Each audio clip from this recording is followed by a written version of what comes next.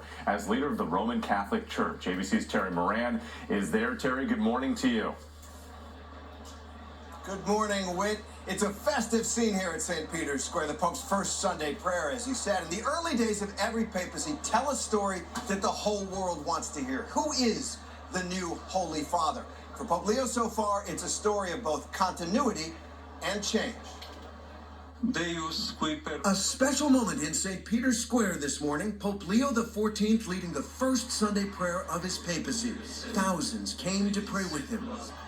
On Saturday, there was another first for Pope Leo, his first trip outside the Vatican. A joyful, impromptu visit to this ancient Augustinian shrine 30 miles south of Rome. The Pope arrived in a minivan and greeted the faithful. Inside, he prayed at the sanctuary. And then there was this stirring image. At the Basilica of St. Mary Major in Rome, Pope Leo prayed at the tomb of his predecessor, Pope Francis. Earlier in the day, the Pope made clear how much the legacy of Francis means to him at his first business meeting since his election on Thursday with the cardinals. Pope Leo praised Francis's reform efforts in the church, declaring that he intends to continue the late Pope's work, saying, "Let us take up this precious legacy and continue on the journey, inspired by the same hope that is born of faith." Back in the U.S., there's joy and love for the first American Pope, and many who knew him in his early years are sharing their memories.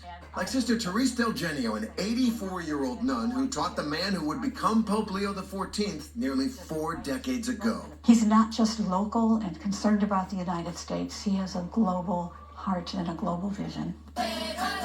And there have been celebrations all around the world in countries where the Pope has already touched so many lives, like Chiclayo, Peru, where he spent much of his career as a missionary, teacher, and bishop. Overnight, our Matt Rivers attended a special outdoor mass held in the Pope's honor at the Chiclayo Cathedral.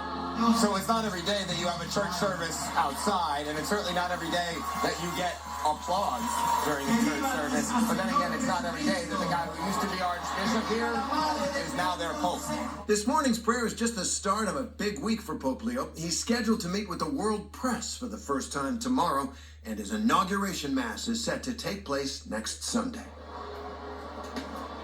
In his Sunday prayers here, Pope Leo prayed for peace in the world, in Gaza, in Ukraine, and between India and Pakistan. And next Sunday at that installation mass, he'll have a chance to speak directly to many world leaders who are expected to attend. Janae? All right, Terry.